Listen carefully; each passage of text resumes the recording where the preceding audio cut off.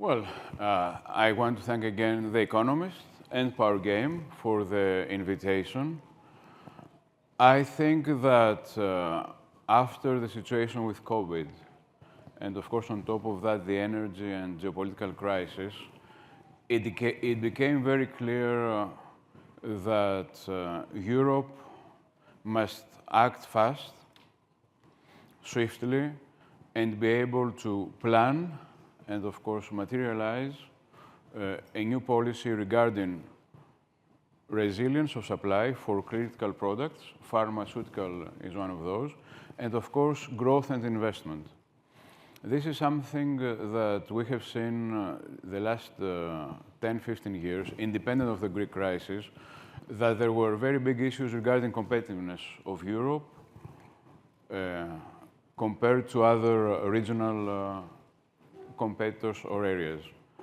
And, unfortunately, and this is one point whereby I would give some credit to Boris Johnson, what he said yesterday, the decision-making was not fast, and a large part of the decision-making did not actually take into consideration the real problems of the European industry, I'm speaking for that, and this resulted in loss of competitiveness.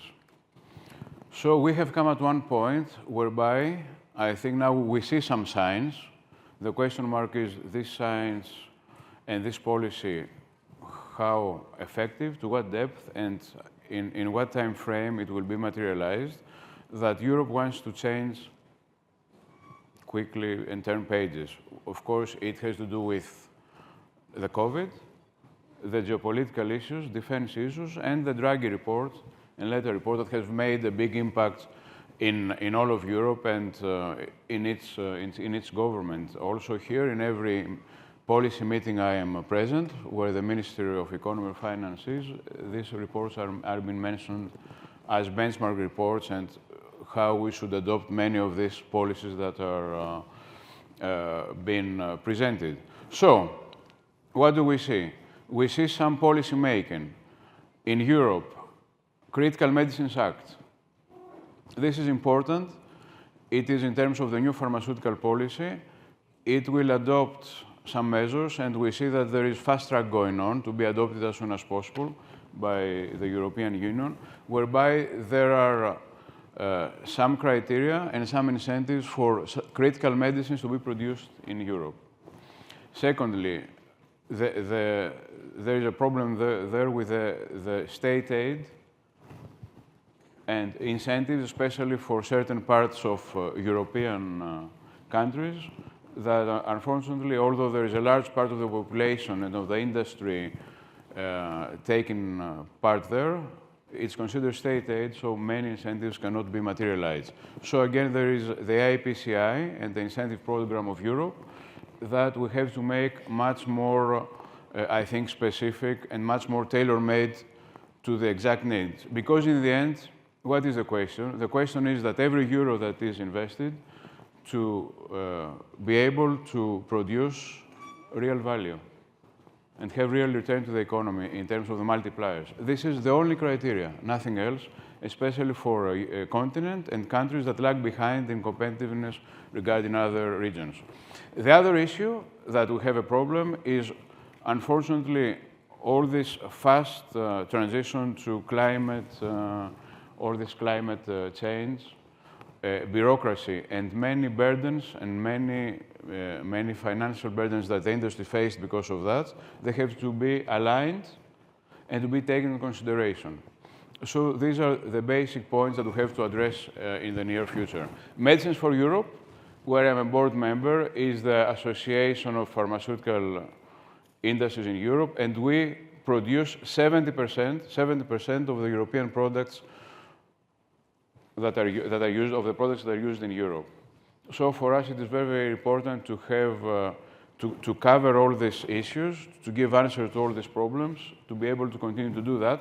Otherwise, we'll have many more imports from India, from China, and of course, another big issue is the APIs and unfortunately, we have a lot of dependence on the APIs from these countries.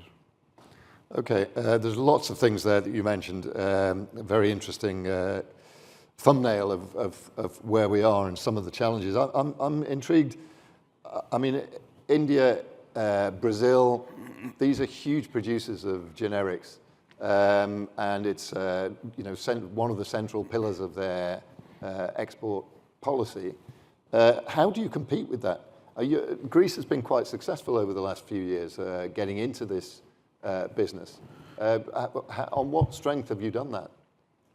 Well, coming to Greece now, first of all, for certain reasons, we have a tradition in pharmaceutical production of generics.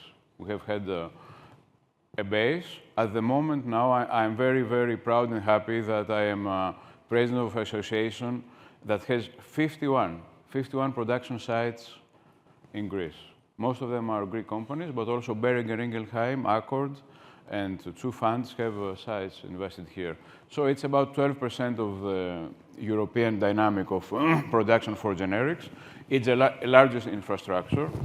And what we have been doing is that we try to be time to market, and we try to cover with investments, to cover the very big gap we had from the crisis in Greece.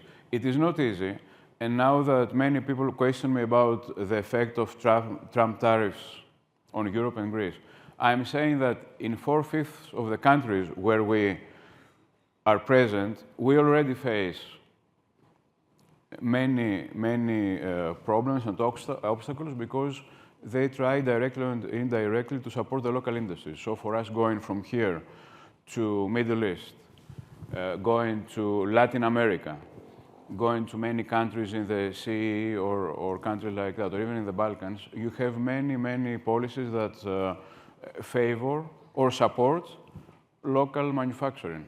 And for example, in Turkey, the last 10 years, we need 4 years to be able to register a product. Now, whereby we have a subsidiary in the Middle East, and in Saudi Arabia, which is the largest market in the country, we need to have a production base there to be able to participate in tenders or in supply of hospital and social security systems. So you see, these are problems that we have had all these years. The Greek pharma industry has tradition. We have mainly the large family companies here who have focused on what we have been doing. And I'm very glad to say that together with the government, and Minister Georgiadis is the first that has signed this agreement, we planned, and it has been executed to a large degree, a very successful investment scheme and incentive scheme, 2019, 2027, this is the last part now, whereby a small part, 10% only, of the discounts that we give, it is our money, we give 100 discount, 10% can be offset with investments. And the last 2 years, I think that with numbers, because we have, through this program, 10 new production sites, 14 new development centers, and also the Pfizer, for example, investment in Thessaloniki was partly supported by that. I think that this is one of the 3 most successful RRF programs in Greece. What does it show? It shows that if you can plan, if you select a sector that has a base, a tradition, especially has a production base, and you do some sectoral policies, long-term sectoral policies, and you have in this sector a steady environment of incentives, because we don't have steady environment in many other aspects, then you can see some results. And of course, every 2 years, this program was reevaluated. And every 2 years, the government renews it. So it is a good example, and this has given us the opportunity to cover some of the lost years of the decade and of the last and a very large investment gap. Mind you, and we know that very well, it was mentioned also today by the Minister of Finance, Mr. Pirakakis, that in Greece we have now 14% of the GDP is the participation of production of industry. It lags behind, 20% is the average, and this is something very, very important especially if you focus and try to have larger companies, larger industries. They are the companies that export, that they have higher salaries, and they do more research. So we need sectoral policies. Pharma industry is one example. We need a stable environment. We need to face the issues we have with energy and other rising costs and bureaucracy costs that has come mainly from the European policies. And based on that, I think that one area that we can be competitive in the future is the production of generics and value-added medicines in Greece, but also, I believe, more also in Europe. Okay. You've been fairly clear in the list of things that you need. How optimistic are you that you're going to get those things? Well, of course, personally, I am optimistic because our company has an investment program that is been materialized during the last 7 years of more than 200 million. And you need to be optimistic if at the end of the month you have to pay 1,800 salaries. You cannot do that being pessimistic. And of course, based on that, I find the strength to always with arguments and the data and numbers to press for some things that are obvious but are not been done. We have a number of issues, for example, energy cost for the industry. It's something that's for the whole of the industry, but it must be resolved. We cannot have three times the energy cost that the German company has here in Greece.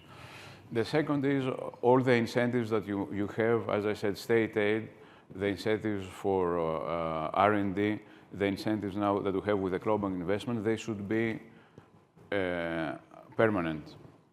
The third is all the programs that we have, and we need, again, to have a better collaboration with the state for the personnel. It's a very big issue. The demographics of Greece make this even more complex. To find the correct personnel, to train them.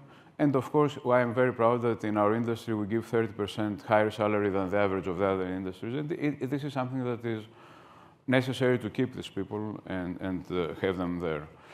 The political stability that we have had and the financial stability in the last years have helped. However, I believe that Greece has many resources that are given and don't have a local added value. So I suggest, and we have put this forward to the Greek government, that for every program of the RRF or other programs that you have as incentives, you should have a matrix of local added value that the multinationals, foreign or local companies bring based on this program, and you should evaluate this every 6 months or 12 months. Otherwise, you should take these resources and do it elsewhere. An example is the resources that have been used for research in our country. We see that this have been, there are a number of resources, maybe not adequate, but still a large number of euro have been given, and unfortunately it has not been allocated centrally, but it has been dispersed here and there. So this is a clear example that we need to do more central planning for very, very specific and important sections like the money that is being given to research, the money that is being given to the industry as tax incentives or other kind of incentives. Okay, I mean, you talk that's a very interesting concept of local value added, and I'm sure a lot of communities would appreciate the thought. How do you implement it? What would the measure be?